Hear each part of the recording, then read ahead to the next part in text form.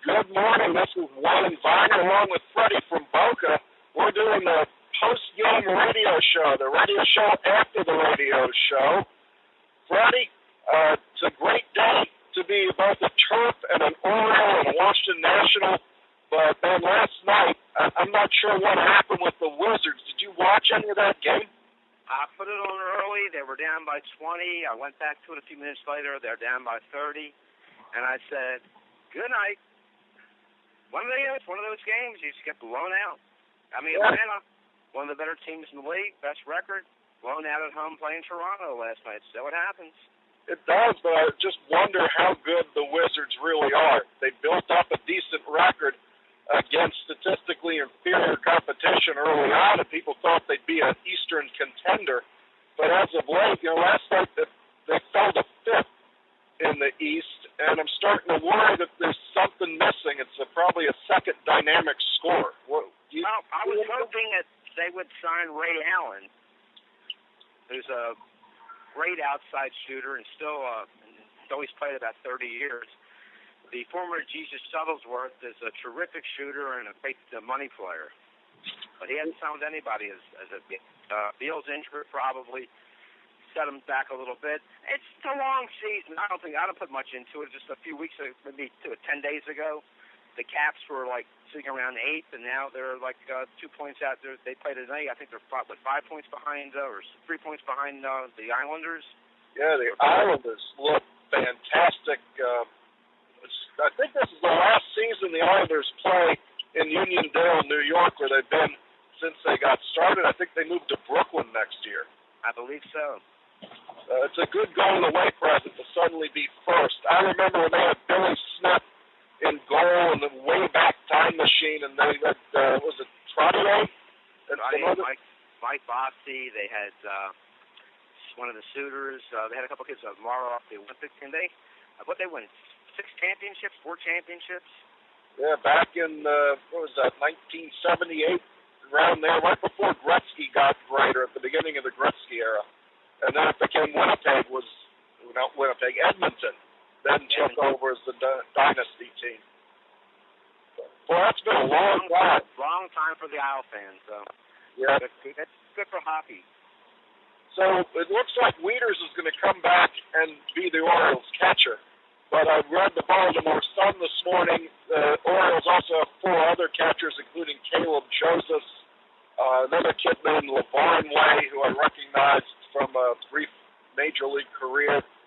Do you think Wieters gets penciled in as the catcher, or is he going to be more of a DH first base hybrid? I think the last guy to understand that Wieters will, if he's not ready to play behind the plate when the season starts, he's going to stay behind and extended spring training, and he's not going to just be a DH. So I think he's going to DH for the first couple of weeks in spring training, and I think the 17th, is his first start behind the plate.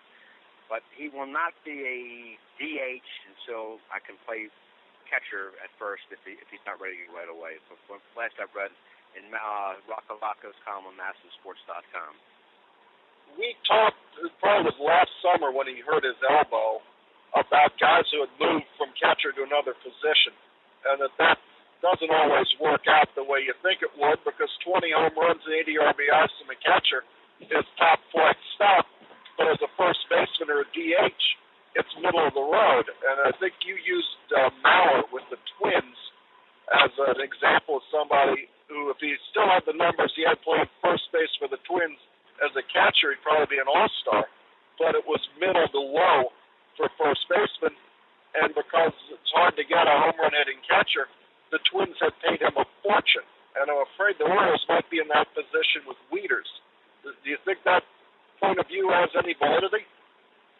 Well, there's always a possibility, particularly somebody that big, who's compared to Mauer in many ways, in that their size. To me, Wieters, he's a catcher first and foremost, and I don't think this injury will cause him to go play first base. If he can't throw, he's not going to be able to play, other than DH. Well, I think the arm strength for a first baseman considerably less important than for a catcher. It depends how much value you want to put on defense. Guy cuts the ball off, got to make a quick throw to second, quick throw to home, quick throw to third. You got to make the 3-6-3 double play. You got to have a good arm, and if you don't have a good arm, you're going to cost your team down the road. I just thought, look, if he's ready by May 1st, I'd be very happy. If he continues, picks up, he got off great start batting left-handed last year. He changed his batting stance. He lowered his hands. He made the bat more upright. He took some movement out and allowed himself to see the ball better and let it travel a little further. And he was crushing the ball when he got hurt. It's a shame, but the guy's a Gold Glove receiver, one of the better catchers in baseball. And unfortunately, they were probably going to lose him after this year because he's a Scott Boras client. He's one guy. Well, I would love to see somehow them lock him up for 5 years. But you could get burnt. But and my gut feeling is he's going to be a catcher for the next 5 years. Off the air during the Coon Sport Presents the SportsMaven earlier this morning, we were just discussing whether you would write the big check to crush Davis, whether it's going to be Wieters, whether the Orioles are actually going to spend any money at all. And when you look down the free agent list of who got signed over the October League, the Orioles don't really have anybody other than Delman Young. So I'm wondering if they're saving the money to make a big splash as one of their own guys, or whether the Angelos gang just got cheap on us. I don't think they got cheap, but you got to look at what you need, who's available, and then, like a guy like Kemp, the Dodgers picked up a lot of his contract to go to San Diego. He's in his 30s, I think. 32, 31. He's not a guy, if he was a free agent, I wouldn't give a 5-year contract, 6-year contract. Up in Atlanta, 27 years old, complete ball player. That's the kind of guy you would have bid on. He's entering his prime of his career.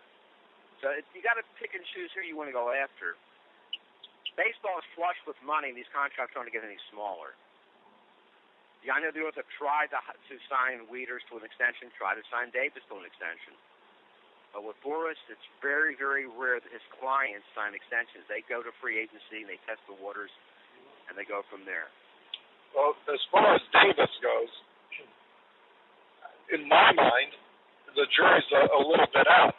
One great year last year with the suspension, he wasn't hitting for average. He still had some power. Are you looking for a bounce-back year where he's a guy who's going to hit 35 to 40 every year?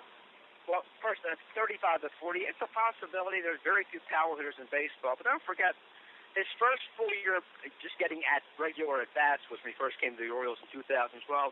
And he had, 33 home runs? Batted 270, 280.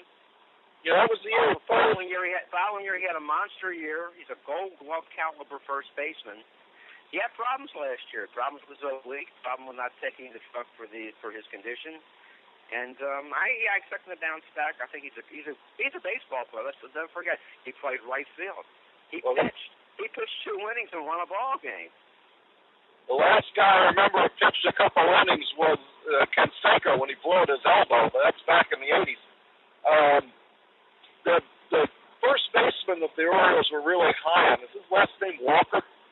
Christian Walker from Norfolk. He broke out last year, showed power for the first time.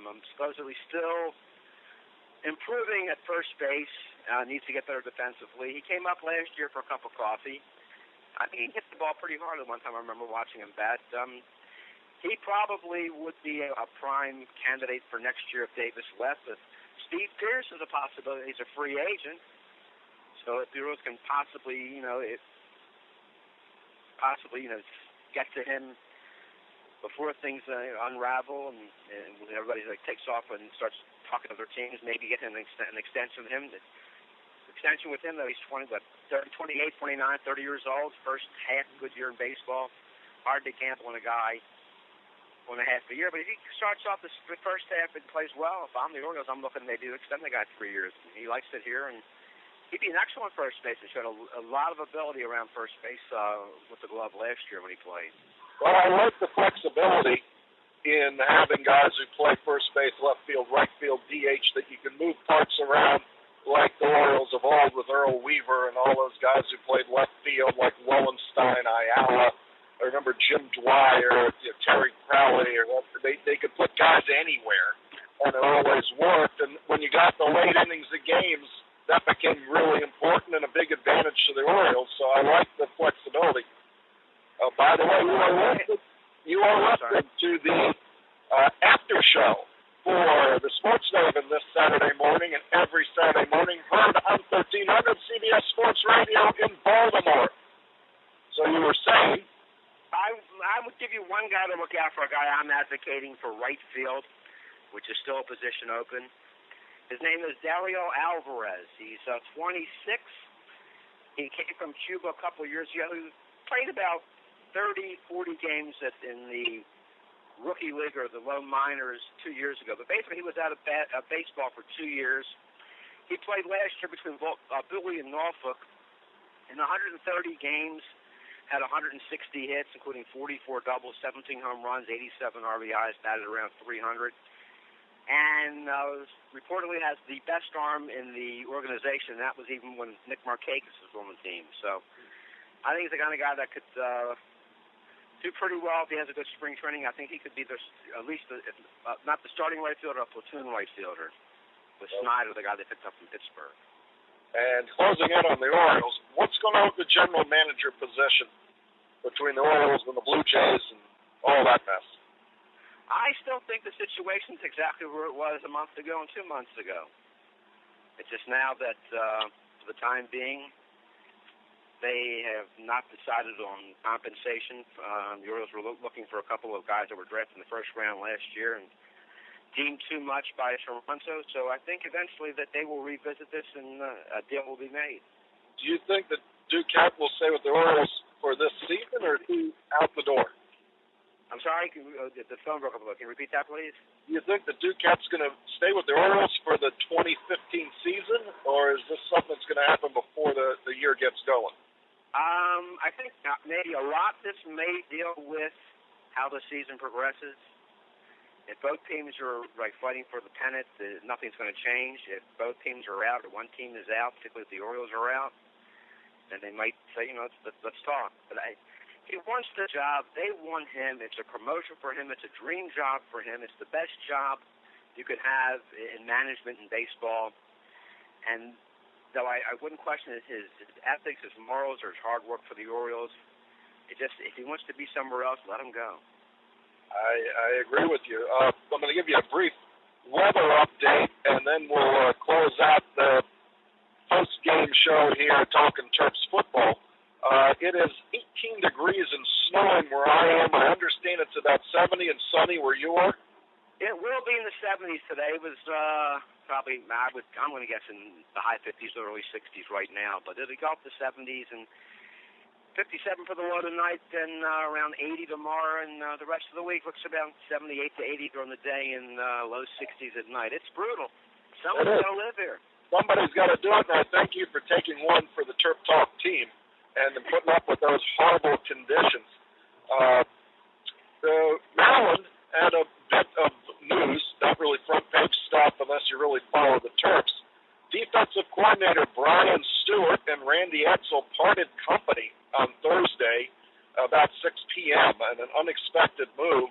Stewart leaves Maryland football, and Keith Dudzinski, who was the inside linebackers coach and formerly was a defensive coordinator at UMass, steps up to be Maryland's new defensive coordinator. The Terps are now looking for a defensive backs coach, and Brian Stewart, who was a defensive coordinator on the air the other day, I said that Maryland was around 100 defensively. Maryland was in the 80s nationally, but had some really bad defensive performances. Well, the Rutgers game certainly was. That was horrible. I thought he was one of the most overrated coaches I've ever seen. I go back to last year when Bruce was down here the day Maryland went to Florida State, and he's going, gee, if we win the game today, the one thing that scares me, though, is Brian Stewart. I mean, people want him. I go, he's horrible. And it was 63-0. Okay, it was Florida State. But the defense, I never thought the defense was any good since he's been here. And then the Rutgers game just shows you got to go. You can't give up 40 points in the second half. It was a pretty downward spiral there on the defense. Look, I like the guy. He's And you say that if you like the guy, that's great, but you hired him to be a football coach, and I understand that part. Yeah, the guy, personable guy, great guy, but he's not doing the job, and we're not keeping him for his personality. Well, I think he finished second, talking about Brian Stewart, the former defensive coordinator for the Terps.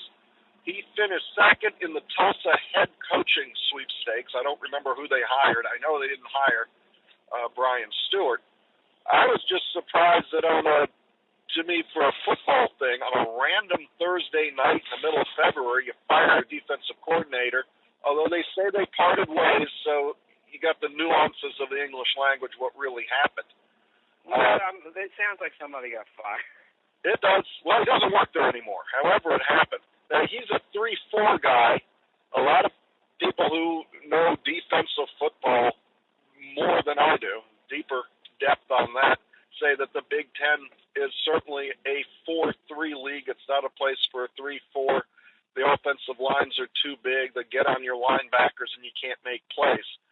Looking back on the season for Maryland, they had some games when the defense was, point-wise, fantastic. They held Penn State to next to nothing. They held Indiana. Stop 1 second. They stopped Penn State, the name Penn State. The team wasn't a very good team. Their offense was terrible all year. This is a team that's on sanctions. That's not the Penn State team you're going to see in a couple of years when they start using all their. So look, I'm happy they beat Penn State. I'm happy they beat Michigan on the road. They just beat the name. Those programs were way down this year. Yeah, but they were 500. Okay. Well, they're not good. I mean, they're average. When we play, they're mediocre. They're like Maryland. They're mediocre. One goes one way or the other. But okay, that's fair enough. When mediocre talent, the Maryland defense gave up 15, 14, 16 points in a game, and when the talent level, well, Maryland football is not a legit top 20 program at the moment. So we played like opponents, other than the Rutgers game. When we played like opponents, we won all the games that you should have won. We also lost all the games we should have lost. So what you look for is maybe next year, because there's a lot of flux at quarterback. There's no Diggs, there's no Dion Long. We don't have a legitimate starting quarterback. Offensive line should be better. Almost everybody was an impact player of any size on defense.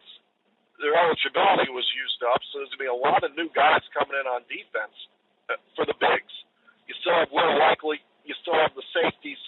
So it's not a completely covered as bare thing, but you'd like to win one game, even be in one game that you weren't supposed to be in. My problem with the football team. This up. If you're waiting for a game like that, Randy Edsel in his career, I think, is 1-26 against top 25 teams. That is correct, and the one win was at UConn. If you're looking for that win, you may have to look for quite some time. I hope not, but his track record is absolutely horrible. Yeah, there's no argument against that. It is factual, and not only do we not beat those teams, but where I was going is we're not even in the game, and that's got to change. You can lose to Wisconsin when they're top 10. You can lose to Michigan State when they're number 3 in the country. Just stop losing 50-3, or as you said, 63-0. If you lose the game 24-21, yeah. What I feel is the team comes out unprepared. The adjustments, they don't make adjustments. They don't make in-game adjustments. They don't make halftime adjustments. And sometimes, the only year they didn't quit was the year that all the quarterbacks got hurt. They quit a lot. They spit out the bit.